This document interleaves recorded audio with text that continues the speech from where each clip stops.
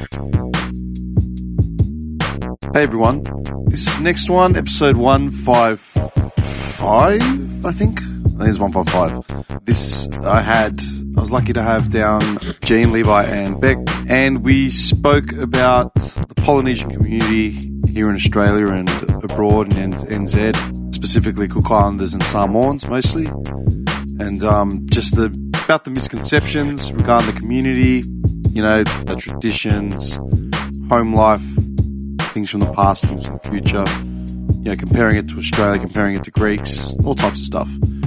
Big shout out to them, you know, big thank you for coming down and being as open and honest as they were. I've got a couple more left for the year, but yeah, like, share, follow, subscribe, all that sort of thing. And, yeah, enjoy.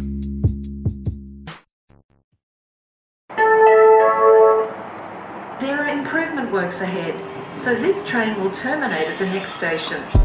Fake news, folks. Fake news. Oh, so sick. Take me outside. How about that? Are you Muslim? He should have been slapped as a child. He's a spoiled little Greek brat who's probably been treated like a prince. Jeez, you're gonna hear every breath. Yeah, you can. Lucky people can't smell it. His face. I'm good. I brush my teeth. I'm just thinking whether we'll get anything off the floor today. We'll get something off the floor. Not sure if it's the topic he's after. I love it. He hasn't said a word, but you guys are trolling the absolute shit out of him. Oh, we always have. It's the women. He hasn't said. Oh, trust me. The women. When he starts. Yes. I haven't started yet, bro. Yeah. When he starts, that's it. They're getting their kicks in what they can. Yeah. It's the only time we can get it in. As soon as he starts, that's it. Yeah. Yeah. You can't. I let it happen for. Yeah, but the thing is that if you guys lay down head to toe, you would literally still be bigger than them. Yeah. Yeah. The women in this family pretty much are. Yeah, but he's still just taking the licks, but I can sense the like. Yeah. It's coming. It's brewing. Go. Please build it up. Keep it going. That's okay. Snow White's still looking for them. I'm not sure what we're going to expect out of this. No, it's all good, man. I don't know. Squick, what have you actually said? What have you told them so far? What I sent you. Yeah, that you'll just ask questions. Okay, so yeah, we're not sure what the questions are about. How did it come about culture? Great. How did it come up? We were having a conversation. Yeah, and then what was it about? Something about life in general with your parents and the misconceptions, and then I started speaking about how from a Polynesian family. Misconceptions? Can we spell that just for a moment? If I knew we were going to use big words, I would have brought my thesaurus. I think you asked me something about Greeks. Yeah. And then I said, that's usually how it starts. You ask me something about Greeks, and then I say, well, what's the difference? What is it with polys? Yeah. And then... Yeah. Then you went into something. I don't know what it was. I went into the phase of how we were suppressed being Polynesian. I'm not saying that all Polynesians, but when we were raised in the family that we were raised in, we were suppressed from a lot of things. We were suppressed from the world. We didn't have a voice back then. Like, when you're a child between the ages of 8 and 12, you can't really turn around to your parents and say, well, I don't want to do this. Yeah, see, I said to you that, or maybe if I didn't tell you, I'll tell you now. With Greeks, it's not even 8 and 12. Like, you have literally 30-year-old men that can't make a decision for themselves. It's a Samoan thing too. When your mum says something, you shut your mouth and do it. You don't have an option. Well, it's different for me because I got kicked out of home when I was 14. So. I was going to say, for context, man, you're a cookie. What's your background? You just said you're I'm Samoan. My wife is Cook Islander. Okay, cool. So that's what we're sort of comparing. It's just, look, I grew up in Clayton, yeah? So when I was like 13, 14, I was playing basketball with like all the cousins, man. Everyone was either Samoan, Tongan, Cookie, Kiwi, like, you know what I mean? But then and I've worked all over Melbourne in different industries. Some people got no idea. Like, no idea. Yeah. And like, I know a lot of the convos that I've had with you is about the relations between each caste, each tribe, each type of Polynesian, all that sort of shit, because I got no idea. You know what I mean? Yeah. As an outsider, I know, like, especially like Samoans and stuff, I know they're very like contained within their communities to a degree. Yep. Is that right? Like, I don't know. Yep. So, I'm outside of playing basketball with them and growing up with them in Clayton, I got no idea. You know, I just see him till Friday, and then maybe see him at a house party, but then Monday morning, like, I don't know what the hell's happened for the last 48 hours. I'd never know. I just got lucky to see some of it because I was tight with a lot of these boys. So with that suppression, like you just said, dude, Greeks, 30 years old, can't have a say about where they're going to build a house, can't have a say of what they're doing, all that sort of shit. We were raised in Samoan household. It's very different to the Cook Island household because I've grown up with Cook Islanders most of my life, and there's a lot of in the Cook Island home. They still, even though the parents say what the kids do and whatnot, there's still leverage between that. In Samoan upbringing, the way I was brought up anyway, I was brought up the way we were raised in the islands. So whatever mum and dad say, you do it. It doesn't matter how old you are. Literally, doesn't matter. Doesn't matter.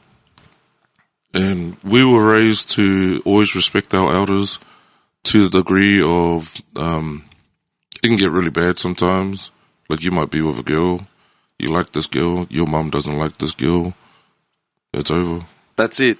That's over. But it all depends on families and how they are, because even with Tongan families, they're the same thing. Like, their way of upbringing is different to our way as well, but sometimes similar. So with when I met my wife, there's a lot of love in their family. The way I was raised, you were raised by the fist. Straight up, like... Yeah. Like, I don't remember a day of not getting knocked around. That's why I left home when I was 14, because I was like, nah, I'm done. I've had enough. Had a fight with my dad, kicked me out, and then I was on the streets from then. Yeah, see, like with Greeks, we were like, especially my generation, they're like, don't compare now, like kids now, you can't compare. You know what I mean? But even with Greeks, like, you had punishment, you had corporal punishment. I'd cop like a slipper or a cop or whatever. But then you compare it to like, say, like poly families, it's just like, nah, man, it's a totally different ball game. You know what I mean? And each Polynesian culture is different. Pull it up.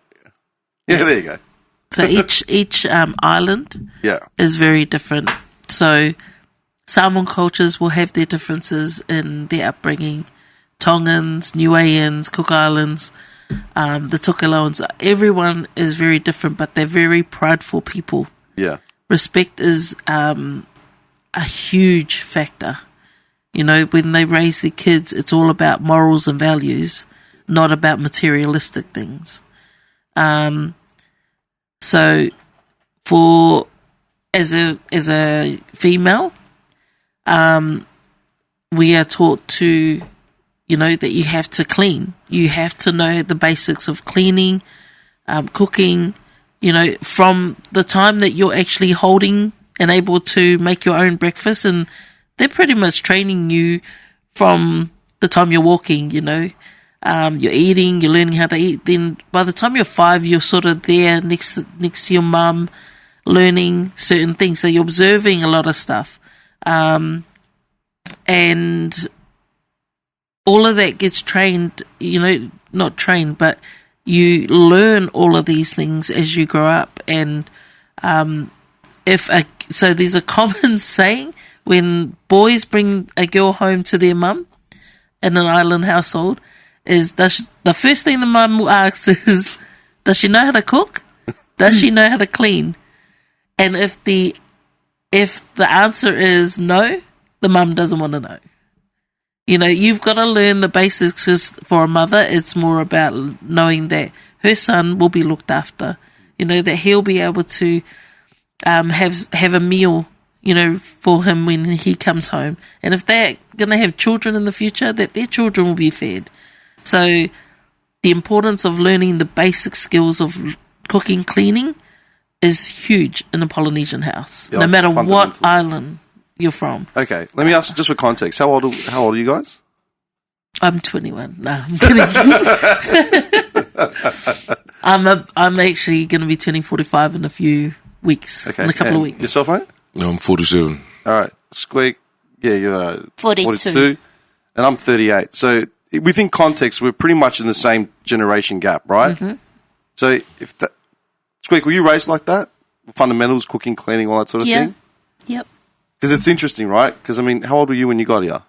I came here in 89, so I pretty much was raised by my grandmother throughout my childhood, and I united with my parents here in Melbourne in 89. So there was a massive difference, raised in New Zealand by my grandmother and then raised by my parents. Okay, so think about this, yeah? I was born in 84 and I grew up in Clayton. So essentially we were in the same sort of schools and same zones. Like you went to school just 2 blocks down from where I grew up. Yeah. Do you know what I mean? But there's not that much age gap. It's only like 4 years. Yeah. Right? But you were raised with that cook, clean, fundamental thing. That's common, right? For polys? Yeah. With Greeks, I know a handful of, say, girls that were raised like that. As in, by 12, like they knew how to run a house. Yeah. Handful. Very, very small. But it seems like we're far more liberal, but we've still got the same basics of like you need to learn how to survive. Yeah. And again, dudes like my age wouldn't know how to cook and clean. I know I'm actually like I'm rare in that sort of thing because it's the same sort of values. So how was it different, say, for coming over when you got here? Oh, I learned the hard way. When did you guys come over? So 2008. Okay, so later. We've raised in New Zealand. Okay, cool. So what was different for you in the late 80s? In the late 80s, I actually, when my grandmother raised me, it was different. I was pretty much served on a silver platter. So, you know, she pretty much did everything for me, from bathing to clothing me to everything you could name off, to brushing my teeth. I had to learn all that when I came here. I had to learn things the hard way that, you know, my mother wouldn't serve anything to me on a silver platter. So I had to learn how to brush my own hair, how to bathe myself, how to brush my own teeth. Her attitude was, no, you live with me, you're back with your parents. You're going to learn how you should have been taught from the beginning and not being treated like a princess. And then to add to that, with grandparents in the island house, they do baby the grandchildren. Oh, 100%. It's the same with Greeks, man. They will do exactly that. Must be a Cook Island thing. Someone's talking about. Like, what the hell? They will do that. You know, what it might be, but I've seen my father-in-law, you know, soften to the point where the grandchildren are getting all of the love and attention. But yeah, the parents, as a parent, they will teach you. It's like not hard knock life, but it is. You know, it's reality. Yeah. And so, you know, unfortunately for Shells, she actually got she was pampered, you know, but that's a grandparent to a grandchild. But a parent will teach them to the point of knowing that they've done their part to ensure that their child will be okay when they go off and be on their own. You know, that's the. I was going to say, I have a lot of friends who have got kids now, and they get into a lot of arguments, or don't even get into arguments, but they talk to me about it, where the grandparents are changing the way they're raising their kids, like they'll baby them or whatever. Yeah. And I'm like, well, why don't you say something? You know, it's your kid, you're raising him. Oh, you know, and it's like, oh, the grandparents, you know, what are you going to say? I'm like, they're spannering up how you want to raise your kid. It's your choice. You raise your kid how you want. Don't let your grandparents dictate how it's going to happen, or even great-grandparents. It's like this guy's like 95 years old, raised in World War II. Like, what does he know about 2022? Yeah. It's different times. Yeah, it is. So what happened in Samoa then? No. My grandfather was a different level kind of guy. He, he's the reason my father is the way he was. No, he was real hard. He was like, if he didn't like something, you would introduce you to the wall. And then while you're getting up off the floor, he'll introduce you to the wall again. Daddy was a hard man, but hey, it is what it is. And that's why my dad raised us the way he did, because that's the only way he knew how. Man, I can say the same about my old man. My old man's stepfather was like ex-military, yeah? Like a lot of that gen with in the Navy or the military. And he was ex-military. And like he had a really, like, you know, head-on sort of relationship with his stepfather, to the point where my old man left it, like, it was probably in his early 20s when, like, they were here, but he said, no, I'm out, or whatever. But my old man never really talked about it other than, he was a hard man and a prick. When I went to Greece and started talking to his siblings about it, they painted a whole different picture. It was hard, but it was fair. So, you weigh it up. It's like, how much? Yeah. Like, I can't see it because I'm all the way here, but you were raised in it.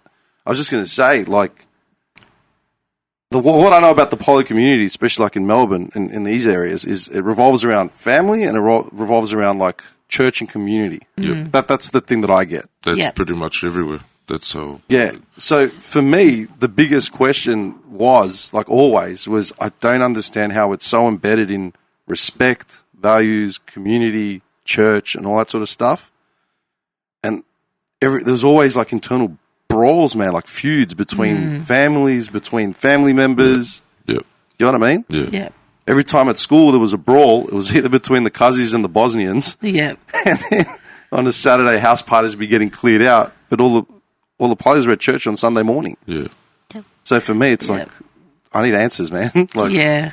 Well, for us, the reason we used to turn up at church on Sunday was because we were told as long as you turn up, that's the main thing. So if you're in church, you're good, which is kind of sad because now most of our generation now are growing up doing the same thing to our kids, not really letting them understand the purpose of church and getting to know the Lord, which is really sad. But that generation, my parents, they weren't like that. My parents were real strict. My dad used to wake us up like 5, 6 o'clock in the morning, do Bible readings before school. every day? Every day. Yep.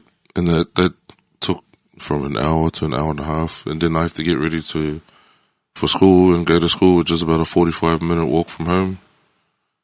Never get dropped off. Nah. That's why people don't understand when I say I grew up in the Hard Knocks. I grew up in Hard Knocks.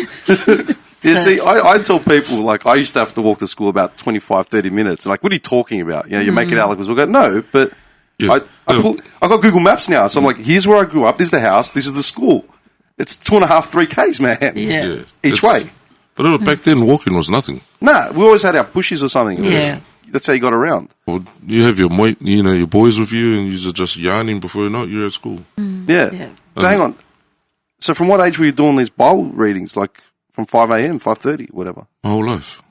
Like from 5, like literally. As soon as I could understand the language. What about you? Same. Every day?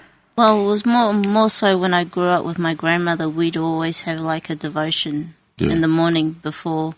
So when she would wake up, I would have to wake up. The whole household would have to wake up, and we would sit there in prayer, and there'd be a devotion. And then after that, everyone would go have breakfast and then get ready for school. So it'd be about like an hour. Yeah. Every morning. Devotion takes an hour?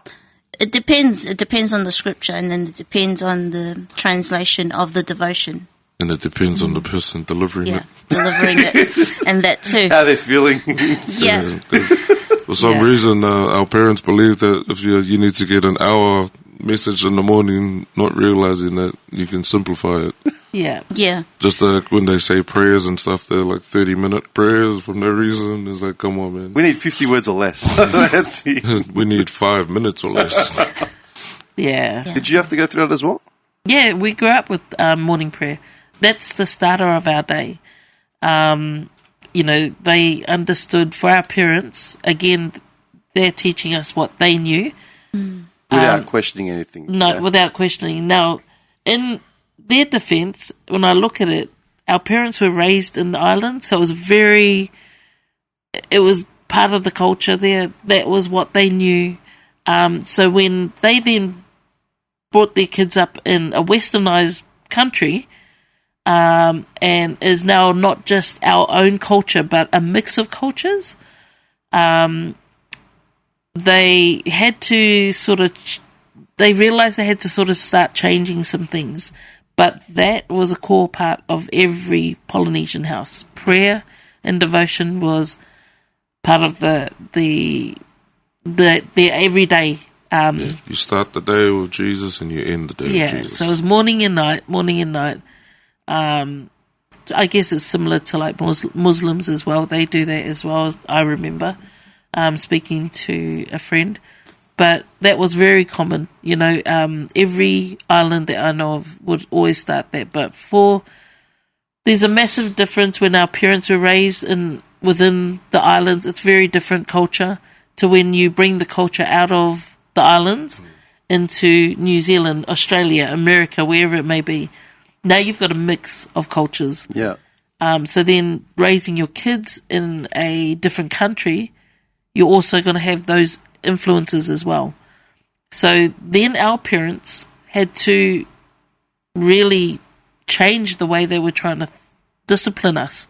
They had to learn along the way that what they knew is very different in another country, So, I look back at how we were brought up, and our parents, in their defense, did everything the way they knew, the way that they were taught. So as parents, we said, we're going to change the way our parents did things. But when it came to, rules and discipline, it was very similar, just not with the beating. It wasn't with there's less physical ways to discipline the child. There's no need for the A&E or the... I think between my husband and I, he was more disciplined than I was. I was the youngest of 7. So talking to my siblings, they copped it all. And as each child came along, it became less. And so my older siblings, like I remember I was 13 and I was coming home.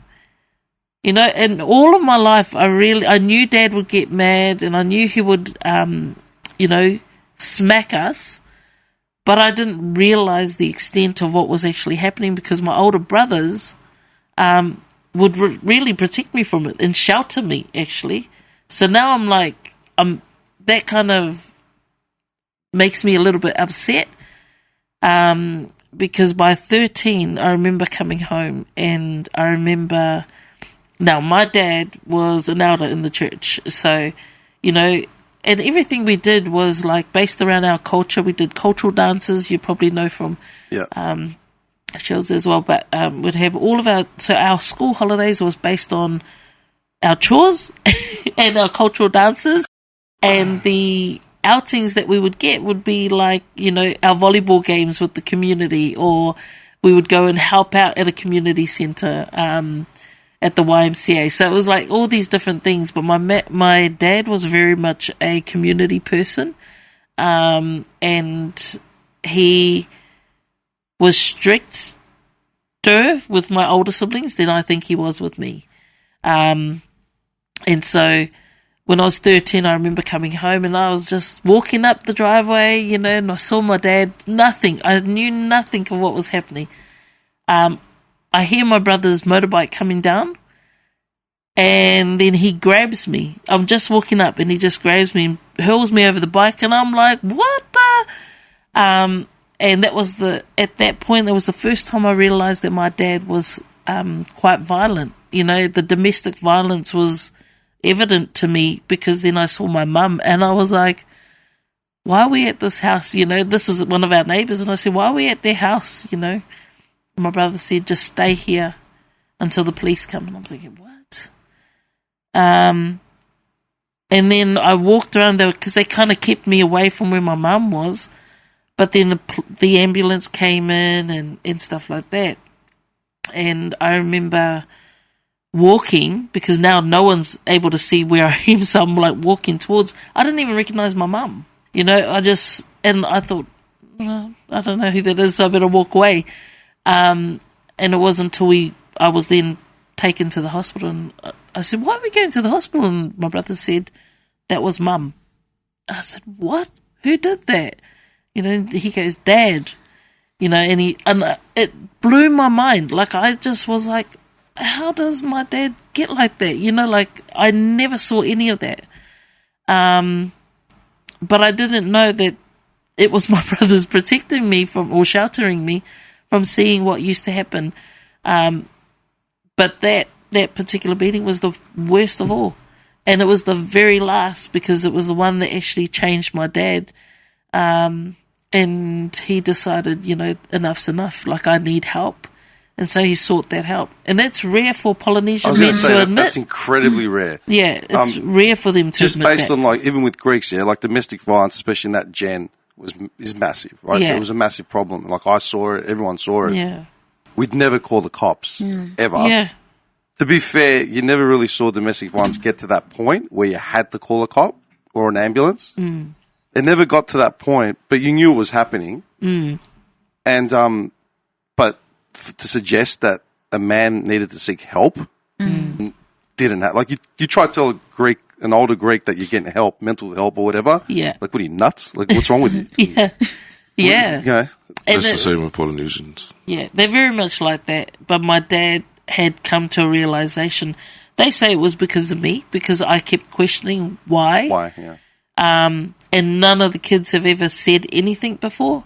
And me being the youngest, I'm just like, how does it get to this? So I'm questioning everything because I'm literally lost in how it went from happy families to this. And so when I hear my husband's upbringing, I'm thinking, damn, it was probably, I can envision it from him, but I could still not get that from my upbringing because I was shocked. I really believe I was in a state of shock for quite some time. But, in saying that, my dad got the help he needed, and it actually made him an even better person in the community, because now he's more appreciative of things, but he's also advising from a genuine place. Yeah. And his relationship with all the kids, even my older brothers, and sisters, it changed dramatically. And then he unfortunately passed quite young. And so 5 years later, he'd passed after that. So, I'm happy that he had changed beforehand.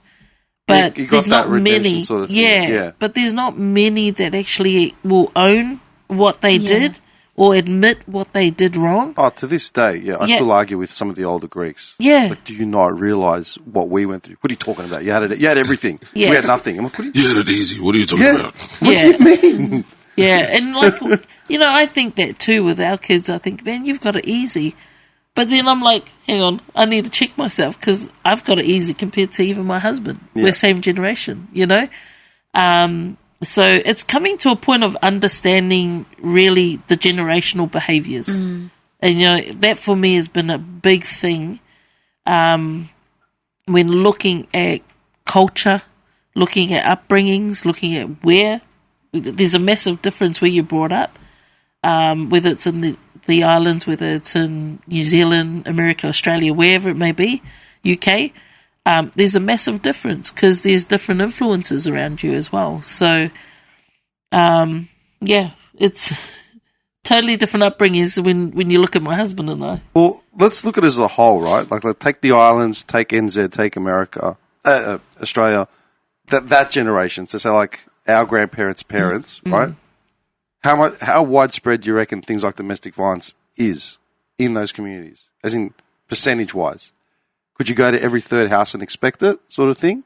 No, you're talking about now? Or No, that generation. So the one that came before. Every house. Every house. Every house. Standard.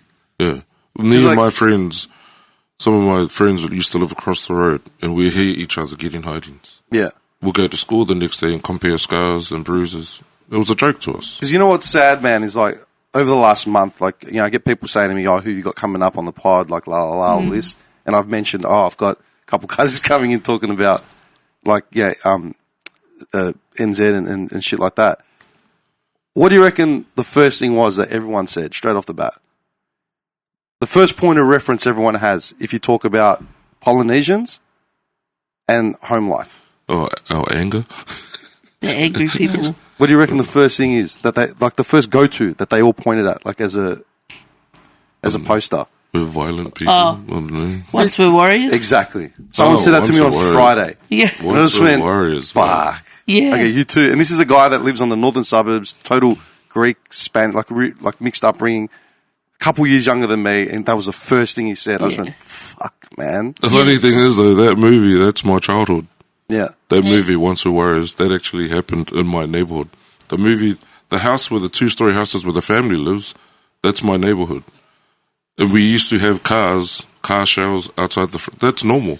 That's why when I was watching the movie and people were like, oh, it doesn't look like that. I was like, what do you mean? That's how it used to look. Yeah. That's my bike. Parked next to the shelf. So there's the pub scene where they have the pub. That's around the corner. Yeah. I know legit. all those areas. These places Yeah, are a lot legit. of the places we were like, oh, I remember that, you know. But it's still, to date, the same. Yeah. Like if you go there now, those things are still there. Oh, actually, maybe the pub Maybe is not gone. the showers of the car. Oh, yeah, the pub's gone. It's not a pub anyway. It used to be like a little township kind of thing. With, Yeah, but it's now just shops. Okay, so that generation, you'd say that was common, right? It was normal. What about the next gen? Like, say, our age? I reckon. And maybe not here, maybe on the islands and NZ. I'd assume here it's starting to break away from that a lot Yeah. quicker. Yeah. Just because it's, Oh, because now we're talking about it. yeah. Yeah.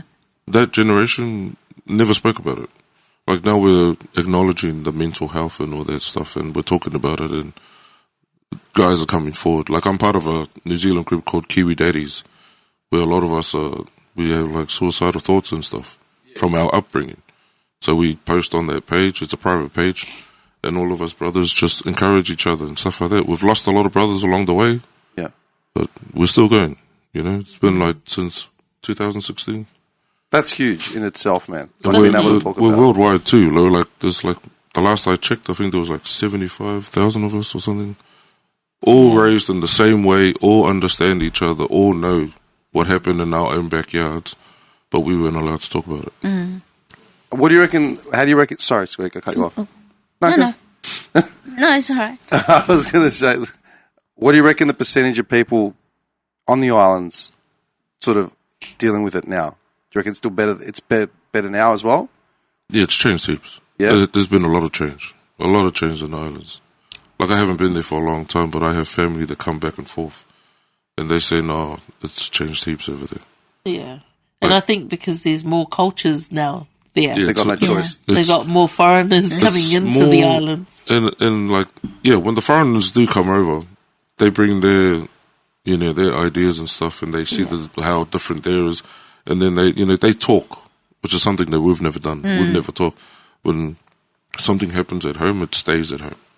You know, It's like a taboo. Yeah, you don't speak of the hiding. You just got the other night, or else you get a backhand, or It's like relationship. Like Yeah. boyfriend, girlfriend, can't talk about it. no. Sex, you can't talk about it. Sex is You a know? big Oh, no-no that's in a the family. massive Like, no-no. If there's a There's no kissing talk of- scene that comes on TV, Can't talk about sex, but No. there's kids coming out every left, right, and centre. Yes. How is this happening? I don't Everybody gets drunk. And then all of a sudden, you can't talk about it, but you can. We know. We just can't talk about it. yeah. You said before, was it 2016 or 17 when you went back last? Yeah, 2017 was the first time I had gone back to the Cook Islands in 29 years. A lot has changed. Changed in a way where the island isn't what it used to be. What do you, in a good way or a bad way? not its original. Yeah, it's not its original. It's That's because they have cars now. and that too, and Subway. minis. Yeah, like I mean There's a they McDonald's. and No, we don't. no. Not in the Cook Islands. No, we don't the have Cook Islands. KFC, Oh, McDonald's, nothing Y'all like need to that. No, they Oh, make sorry, their Patrick. own. How can there be no KFC? There's no. They make their own. They Oh, do okay. their own. Yeah. So the Yeah. locals make their own. But it's a lot different. I mean, from if you're talking about from an environmental, state, like it's not the same as it was 29 years from what I remember growing up with my grandmother. Like it was a lot cleaner during the early 80s, mid 80s than what it was in the 2000s. I think that's a worldwide thing. Where is it not clean? It's everywhere. Wherever there's a human being, there's going to be a mess. But, I mean, yeah, a lot's changed. But if you're talking about, like... Socially, like... Well, because in the Cooks now, there's like heaps of different races now. A lot. Yeah. There's different foreigners here. You got Asians, you know, you got Fijians, you got all sorts of people Indians, that, yeah. And You guys got Indians? Yeah. and it changes Are the you joking? dynamics in the Cook Islands. Damn, y'all have Indians? I didn't know that. Sure. I mean, us Samoans, we look like them, but we ain't got them. You Samoans look like Mexicans. They always say that when I get dressed in that, and they're like, hey, you look like a cholo. Like, Haters, man. It's like, what's wrong with looking like a cholo? It's Filipinos or Mexicans is what you look like. Is it still, when you say all these like other foreigners have come into like Samoa and like the Cook Islands and stuff, is it still an us versus them? Like, is it still closed communities basically to anyone coming in, or is it integrating? No, I think they're integrating. Like, no offense to Samoans, to my husband. You know, as soon as somebody says that, hey, no offense, but I'm going to offend you. I'm Just, going to say something totally different after. it's like, I'm not trying to offend you, but I will. And I don't care. The Cook Island, I believe Cook Island people are quite friendly and quite happy people. Lovable. We're lovable. You know, but He's a lovable we until are. somebody touch your ukulele.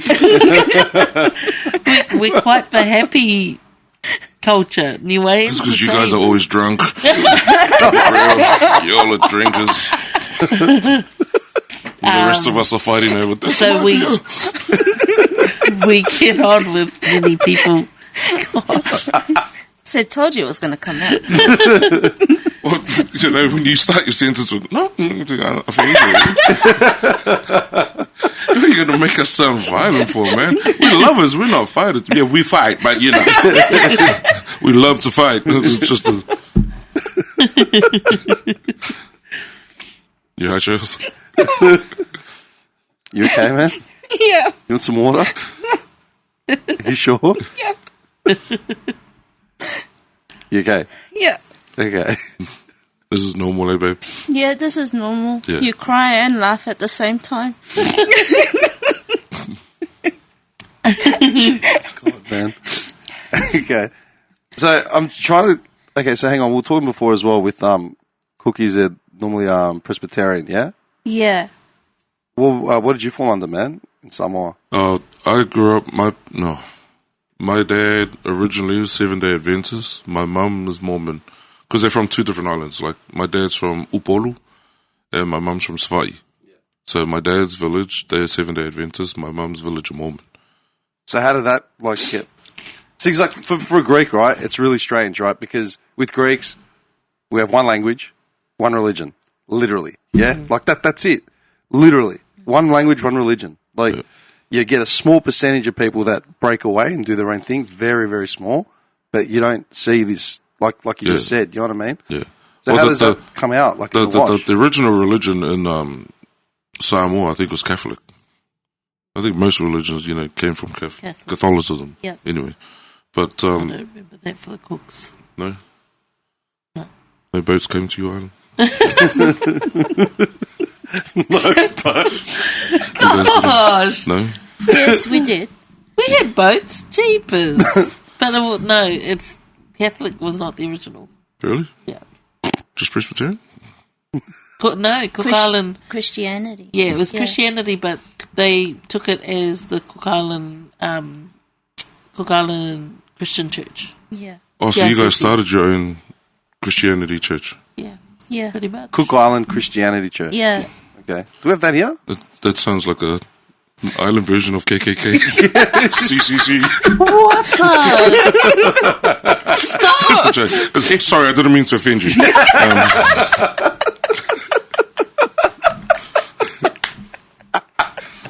Just saying. God. I didn't know that. No, I honestly thought because I'm just hearing this for the first time, We're learning. It's a learning experience. But there is Catholic now over there. But So then, how did that reconcile in the house, man? You got two parents of different religions. That's the thing. When my parents got together, like my dad wasn't a religious man; he was an alcoholic, very angry man, and my mum was she started going to Jehovah's Witnesses, and then eventually they both became Jehovah's Witnesses, and then I was raised in the Jehovah's Witness religion. So hang on. You had a Seventh Day and a Mormon who eventually became J-Dubs. Yep. Yeah. Fuck, that's convoluted, man. You have no idea. Yeah. If you could see, man, if I could open your eyes. It was crazy in my house, man. It was crazy. Like, when I tell my wife these stories, sometimes she's like, "Are you for real?" Yeah. And then my siblings would tell her the same stories, and she'd be like, "Man, you guys, are you okay? Y'all need a hug?" Yeah. And it was so strange. Like, when we got together, like he said earlier, you know, we have a lot of love. So if my brothers and them came and they were leaving, I'd hug them, love you, and, you know, they're off. And he'd be standing there in the background going, "Y'all are strange." Yeah. What the heck is that? I've never been, I keep saying this to my wife, I said, I've never heard my parents say I love you. I never got a hug from my parents. I got a hug, but it was more around the ears, around the backside. But they hug you with like a bounce or something. But that's the only kind of, like, I never had that. So was that restricted to your household, or is that a Samoan thing, though? From what I know, that's my household. Okay. Because I've got cousins who have heard their parents say I love you, and I'm looking at them like, what's in your water? Because when I first experienced it with my wife, I was freaking out. Like, that's weird to me. Like, Yeah. affection is something we never showed in my household. My dad never sat us down and spoke to us. We'd wake up out of concussion in the room, in bed. Like, serious, I'm serious. Yeah, no, I'm stunned, man. My mum sitting there with like, I don't know why Islanders use Vicks and Vaseline, like it's some kind of home remedy to heal bruises and cuts, but that's what they would do. You know, they'll mix the Vaseline and the Vicks. Yeah. I still got scars now. Or for burn marks, they'd grab butter. Yeah. Like, what? Because, you know, burns taste better marinated. You know, nothing covers a burn like a butter. So I have to ask, man, how, like, see, this is the thing, like with Greeks, right? We're fashionably religious, as in the majority of us. Yeah. We don't go to church every Sunday. We turn up when there's a funeral, Easter time, maybe Christmas. Do you know what I mean? Yeah. Like tops. And the rest just pretend like they go to church, and don't you dare. I'm like, fuck off. Like, I'll question everything I want. Like, you serious? But then, like, that's the thing with Islanders, man. And, like, every Sunday, churches are packed. Yeah. Packed, man. Like, packed. I'd talk to the boys, like, let's go have a game of whatever. Oh, after 1 or after 3. I'm like, why? Church, grandmas, this, that. I'm like, fuck. But then you're telling these stories that are fucking horrific. And it's like, well, how does that correlate? That's because, not to bag our parent generation, but they took scripture the wrong way. So there are verses in the Bible, like there's one that says, my dad's favorite, spare the rod, spoil the child. It's an actual scripture in the Bible. Yeah. And when he reads that, he says, I got to beat the life out of you. That's the interpretation. Yeah. So because nobody is interpreting because they're not being, the Bible's not being broken down to them in such a way that they understand, that they're taking it on as the way they would understand. So his dad understood that to discipline a child, you're not spoiling him, but the Bible didn't tell them how much discipline to give you. You know what I mean? Yeah. So they would just beat you until you gave in or you passed out or whatever. See, like, with Greeks, I'm the opposite. I'm always pointing out the shit that Greeks do. They just ignore what their Bible says. They just make up the rules as they go. As they, like, to cater for this shit, like with fasting at Easter, meant to fast for 40 days. No meat, no dairy, like no oils on Fridays or whatever it is. Before you get communion, you got to go to confession, you got to do this, you got to do that. Somewhere in the late 70s, 80s, it's like, no more 40 days, let's do a week, you know? And then it became, I'm just not doing meat. I can still have dairy, I've got to have my coffee. Oh, you know what, I'll have meat, just not on Friday. Yeah. Like, what are you doing? And I'd say, have you gone to confession? Yeah. What for? I'm like, it's part of the thing, man. I go, I'm not even religious, but I know it. Like, I grew up with this shit. Yeah. No, I've never done that. I'm like, you're 60 and you've never gone to fucking confession for communion. What are you following, man? Yeah. It makes no sense to me. Yeah. So, like, do you know what I mean? That's the whole thing. And So people will take what they want Yeah. from it. And for us, it's like, if you read the Bible in full context, from beginning to end, you actually realize that God is a God of love. And it's how we interpret it that and how we take that out is what people see and get confused on who God is or what is church, you know, because this is how you're behaving. And that's what threw me off. I remember when growing up, I didn't want to go to church because I thought, if these are my leaders, I ain't going, you know. Yep. I got to a point where I could decide, you know, I didn't want to be part of that.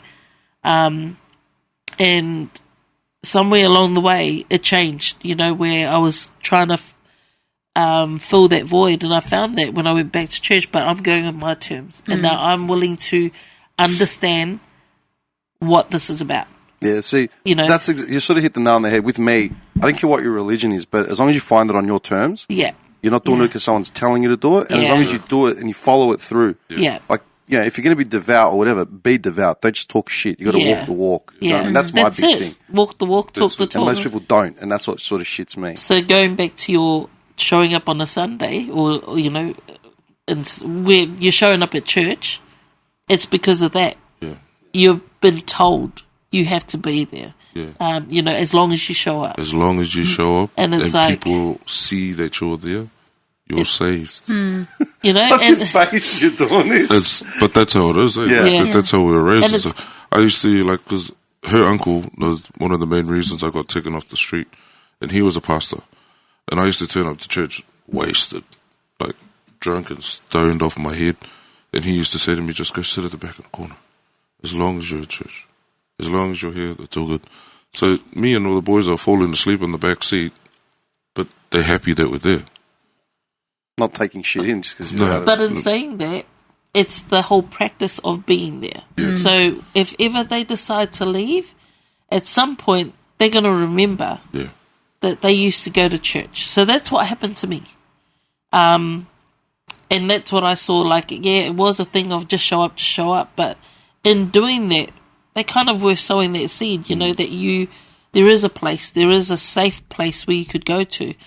And I say that, you know, really, where the presence of God is, it is safe. But what people do and their actions is very different. Don't ever compare and look at that person and say, "Oh, yeah, you're a follower of God." Like, actually follow them and see what they actually do. Because one can show up at church and be okay and look okay, but at home they're very different. You know, and that's what I grew up seeing. So in the practice of saying, you know, show up, as long as you're there, the motion of them going to church will, in the parents' eyes, is one day. One day, When they you know, will just turn when up. they decide to choose their path, hopefully they'll come back. You know, and for my parents, you know, I'm glad that they'd know that I did. I came back because I remembered this is something that I tried many things, not drugs or anything, but, you know, I tried going off on my own, doing my own thing, but I kept feeling like there's an emptiness. You know, there was a void that I needed filled. And it wasn't until I went back on my terms that I realised. And by me going back, I only ever thought of church because I used to go when I was little. So in our island houses, you know, when they take their kids, you know, just come to church, it's their way of hoping that they'll remember this is a place that they can come back to. Do you reckon the gens now are still sort of church and community affiliated, involved, like in Melbourne? Let's say use Melbourne as an example, like you guys. Do you reckon there's still that sense of community and like all that sort of stuff, or do you reckon they've assimilated into sort of doing their own thing? No, it's still there. Yeah? It's still there today, for sure. It's for us Samoans, family, faith is a massive thing. It's massive. Like, if you got nowhere else that you can go to, you know, you either have your family and faith or you have your family, like your blood family. Like, people say, "Oh, what's the difference?" It's like the family and faith is there's no ethnicity. Family or faith is like this person could be white, black, Asian, whatever, but we can still come together, have a discussion, and we can still feel like we're at home. The same thing with being at home with your blood family. It doesn't matter where you are in the world. You get that island call that the mums know how to call their kids and nobody else understands. You know you're home. So it doesn't. No, we were always family, and faith is a massive thing in Samoan community, Islands, yeah. Polynesian community, and I know there's been like I get questions when I talk about faith at work or wherever I may be, and people be like, "Yeah, but that's not a Polynesian thing. It's a white man's religion that was brought to your island." And, okay, first of all, it's not a white man thing. Jesus was not white. How many white people do you know come out of Israel? And it's just that because nobody does their own research. Yeah. Everyone just sees what gets plastered on TV, on their screens, on their phones, whatever. And they go by whatever the internet says. Nobody actually dives into it and tries to find out for themselves, who is this Jesus that everyone talks about? Who is this Muhammad that everyone talks about? You talk about a Muslim and everyone starts thinking, oh no, they're the people that blow each other up and stuff like that. You've already been put into, what's the word? Stereotype? Yeah, stereotype. You're already stereotyped for what you say you are. Like the whole, what they called, when you said that we were going to be interviewed. That stereotype of what's But that's warriors. what I mean. Yeah. So that's the normal. Like, look, some stereotypes exist for a reason, yeah? I mean, my memories of Kazi's and Clayton is KFC in the Big O Hall down by the bottom end. Do you know what I mean? We do love our KFC. We do. Once you said KFC, I was like, yep. I remember I got invited to that bingo hall once, like years ago. Like, come for a laugh. I'm like, all right. So as I've stopped I went to the servo, and as I've come out, all these Tarago vans and shit were like piling out of KFC. Even the Toyotas. Hey. Pajeros. And they were pulling in, and they were just coming out. Like, where am I? And then the hall was filled with Kazis, man, like filled, and you just hear them laughing, eating like chicken and shit. And I'm like, this is a stereotype, but it's fucking funny as hell. And I had fun. It was a funny night. See, you know what I mean? That's why when people say black people like chickens, like, Who doesn't? Islanders like chicken. Yeah. And We love chicken. And the thing is, especially when it's fried. and the thing is, they do have good laughs, you know. But in saying that, in a lot of different generations, especially our generation and on, humour is to cover the pain. Yeah. Oh, Greeks are the same. And it's like 100%. Sometimes I think there's a limit to when you want to joke around what happens to you. There's a limit. And then my husband is one that's very keep missing social. that email. He misses that notice every time, but he uses it. junk. I'm just like, wow. Dude, there are Greek men that will die at 60, if they got to 60, 65, and then it's discovered they were chronic alcoholics, chain smokers, bad heart, bad thing, depression, all this shit. It's like, but Ducky, he was the life of the party. What are you talking about? It's like, yeah, he was a prankster, but the guy was dying inside, like literally, because they never addressed that conflict. Do you know what I mean? That's the sad thing, is that we were raised like that. Like, I know I was raised that men don't cry, men don't talk about their feelings, and like women know their place, so to speak. Like, I've never ever touched my wife because I've seen my dad and my uncles beat up every woman I could think of. Yeah. So I swore a long time ago when I was a kid I'll never touch my wife. How many saying you're within our age demographic, right? Like within our gen, what do you reckon the percentages are now of like people think that like you, people that think like you? You guys. Change. Yeah, like let's say the previous gen was like 95%, right? Every second house was like that. Every house the second. What do you reckon it is like now, here and in the islands? The islands, but I would say at least 60%, maybe. Yeah, I think there's a big change, but it's still there. Yeah, it's still there. Back home in Zed, it still happens quite a bit because now all the poly boys have been introduced to that drug. What's that drug called? P. What do they call it? Yeah. I don't know. Like ice or something? Yeah. Like, it's a massive thing. Like a meth ice or something? Yeah, it's a massive thing in New Zealand now, and a lot of the poly boys are getting involved with it. So now there's a lot of violence again. But it's drug fueled, not booze or whatever. Yeah. Oh, it can still be, but, they've gone to the point, like we were speaking with her cousin last night, and I didn't know she was going through this stuff.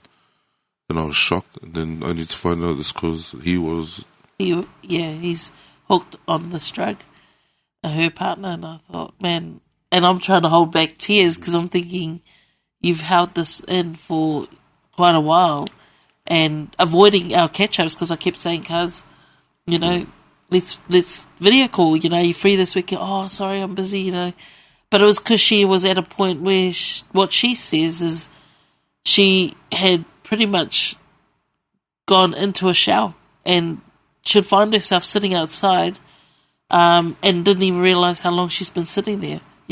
She thought the basics of just being able to make a meal for the kids, for their 2 kids, she couldn't even do that. Yep. So she had kind of fallen into depression without realising she had fallen into depression. So, yeah, it really made me I got a question, and it's a bit broad. Are there wealth in poly families?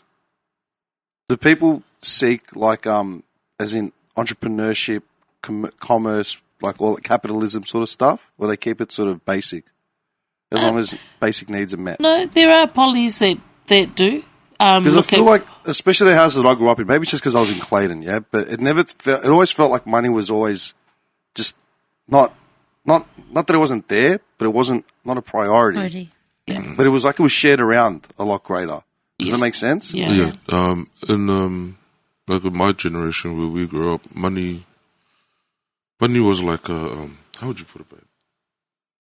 Like entrepreneurship and that. Like we would, if your family needed money, there was no questions asked. Like if you, like, it's really bad in Samoan culture, like really bad. Like if somebody dies in the islands, even if you don't know it, no, whāt lawe lawe. Yeah. So when there's a whāt lawe lawe, which means a problem, issue, if there's a death in the family, even if you don't know the person, your parents will ring you and say, we need this much from each family member so we can send it over there and to help the family out with the problem. My problem with that is if I don't know this person and this person's had no contact. I had nothing to do with you. I don't know why I'm trying to help you when I don't even know who you are. So my family know if there's a family problem, alright, cool.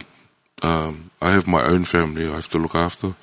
I'm not going to risk their welfare and my kids' food just to satisfy your fella's ego over there. Because to me, that's all it is. We're trying to show that our family's got money and we're able to help you whenever, it's a pride thing. Pride. Oh, so you just said it, ego. Yeah. So you're sending money back to the islands because someone's got an issue, whatever it is, and whoever's at the top who's calling you is just saying, we're showing them that we can help out. This is my experience. So every island family will be different. I was going to say, is it the same with cookies? No. The cookies are very different from Samoans. That's why what I said earlier. We're happy people. yes. Lovable. We're But lovable. you started off with, I don't want to offend you. and then you offended me. No, but it's very different because like my wife said, cookie people are very happy. Samoans, we're happy too. To an extent. But to a point. We're happy until we're not. And we get to the not part very fast. Yeah. But 0 to it's- 200. Yeah, it's like, I don't know why, but because we have so much built in, we hold a lot of stuff in and we're taught to hold it. When the kettle starts boiling, it boils really fast. It doesn't take long for it to hit the roof. But a lot of us poly boys now, like there's a lot of Polynesian boys out there, we're all trying to change that stereotype. Because as soon as you mention either Samoan or Tongan, people think straight away that you're angry. Yeah. But then you Violent, have on the other hand where you mention you're Samoan, like I've got a Turkish friend at work, he loves us Islanders because he goes, man, you guys are the softest guys, you are like nice, and I'm like, yeah. Cool, man, we'll stay with that. But, it's different experiences. Like, he has Polynesian friends, and they're always like, we're all happy and all that, We're all happy until something happens. But the thing with us is that sometimes we don't know how to back down. We don't know how to turn away and say, nah, that's all right. You're the bigger man. Yeah. You know, some of us, that's very hard for us is to just, turn the other cheek, so to speak. See, Greg said that, I was having this convo, I've said this for years. I had, when I was living in Noble, I had a mate that was living in the same building. It was Serbian. And culturally, see, like, everyone thinks Greeks are the same as Italians, yeah, like culturally. But we're not. We're really not. Like, we're close, but we're not.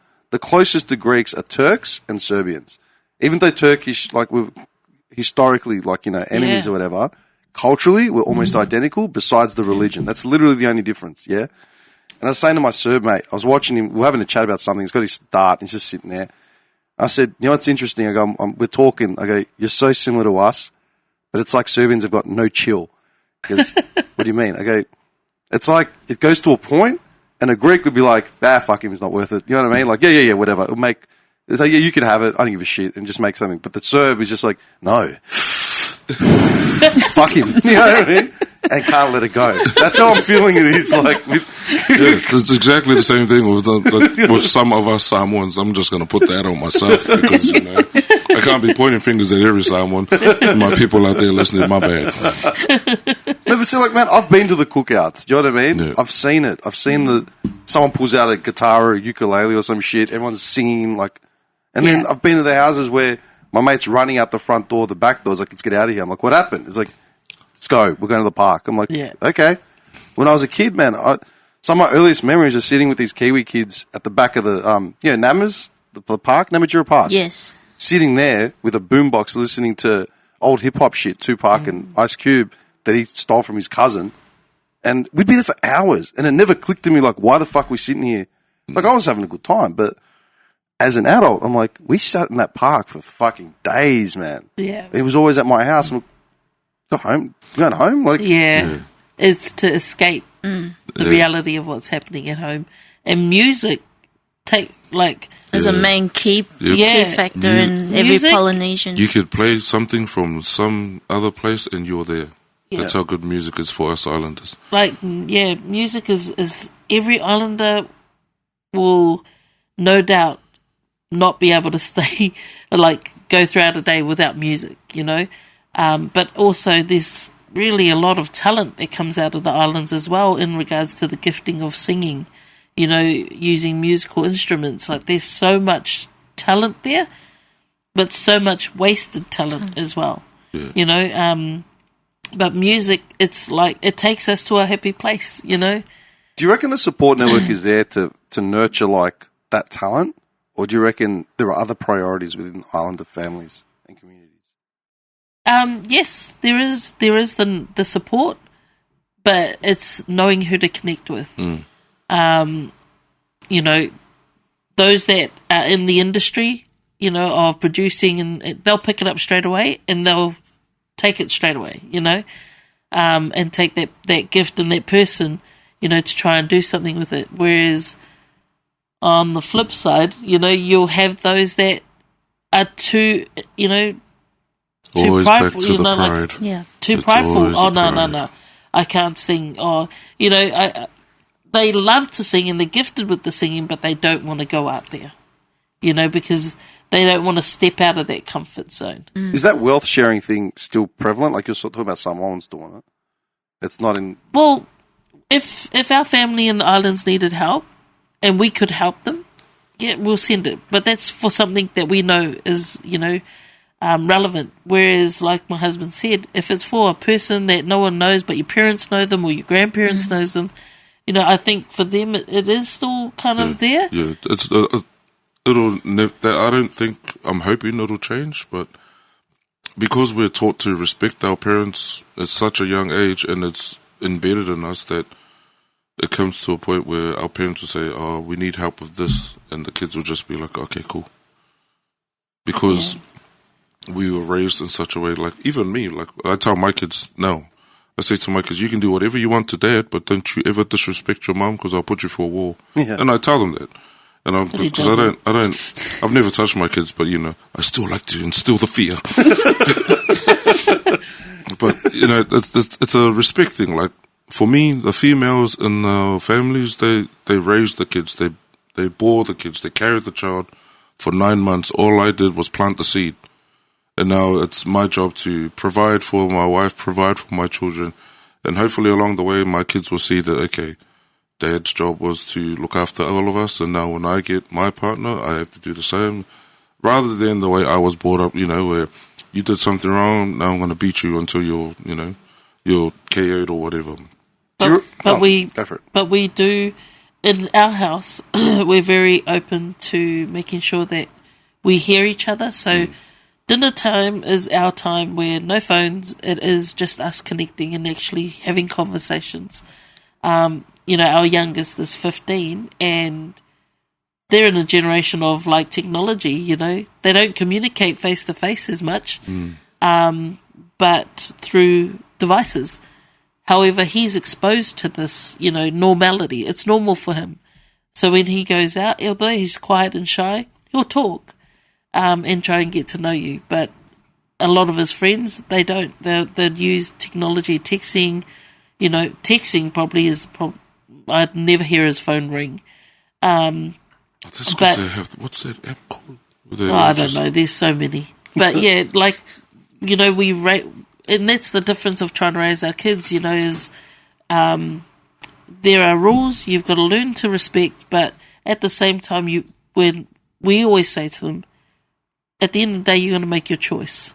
And this is even for their decision on whether they get to know God, and choose that path or not. We say, we do our part here in the home, but we know that at the end of the day, you've got to make a choice. Do you reckon families like in the islands, are they encouraging kids? Do you reckon there's opportunities in the islands at all? No. As in what? Because what I read is the economy, just general economy is pretty low, unemployment, all that sort of stuff. Well, the difference in the islands, you can live off the land easy. Yeah. You don't need money. You don't need it. You don't need money. You want fish, just dive in the ocean. It's right there. Yeah. You want, you feel like chicken. There's chickens running around everywhere. It's different. Over here, if you're hungry, you're hungry. you have to pay for that. You have to. And I know. But in the islands, you got fruits growing everywhere. Yeah, they do a plantation. Like every house will have their own plantation. I know when my parents came to New Zealand, we had our own plantation. So we had fruit trees everywhere. We had our silver beets and carrots and lemons, everything growing in our yard. I don't have a green finger at all. So I have no idea how to work. Why is he smirking? Because her mum used to have this really nice garden. She just planted these special flowers, and my wife dug them all up, thinking they were weeds. No, I thought they were weeds. So I actually uprooted them. She went off her nut, man. Yeah, so she thought she was doing a good thing. I can do the inside of the house clean and that, but not the garden. Reason why I'm asking is something that they've experienced in Greece, the last, say, 5 years. My mum was talking to me about it a while back. The generation before, right? So, my parents to me, and so even one back, that was leave because it's fucked. Go, and all the Greeks left. They went to America. They went to Germany. They went to England. They came to Australia, built land, built everything, right? And then people in Greece started building up a bit and started educating their kids and saying, go to uni. And they were educated in England, they were educated in Germany, they were educated abroad and got these educations that they couldn't get back home. But they're complaining that no one's staying in Greece. Yeah. Where for 2 generations are no, go seek greener pastures, build better lives than what you have here. Yeah. And they're we've got no one here. It's what do you want? You've been educating us in England, why wouldn't we just build whatever we can? Yeah. Why come back to the shit? You know what I mean? Yeah. I think the idea for our parents when they all came abroad was the idea that get the education there but bring it back home. But we weren't taught that. We were just told, there's better things out there, you can do better out there, and then what's happening is you got other cultures coming into our homelands, bringing their traditions with them, and then everyone back home's well, you guys all left and you didn't come back. And so it's very similar, to what's happening. It's strange, man, because I come from, my mum's side of the family comes from a village. My dad was from Athens, in big city. My mum's from an actual village, a fucking village in the mountains. You know what I mean? And I've had to explain to people, pull photos up, look, it's we call Horafia, fucking fields, and just literally dirt farms. And I got cousins there, some of them around my age, probably a bit older, probably like maybe near 50 now. And every time I go back, I'm like, what's going on? Nothing. I'm like, what are you doing? Added an extra kid to the family, whatever. And he's just getting bigger and bigger and just looking more and more like depressed, man. And I'm like, you guys going to do it? Like, do you even do anything? Like, he's like, what are you going to do? Like, it doesn't even think that there's anything out there. Yeah. He's like, oh, this is what we got. I'm like, dude, my mum left this village at 20 and managed to make it to Australia on her own. Do you know what I mean? If you want something more, go for it. Yeah.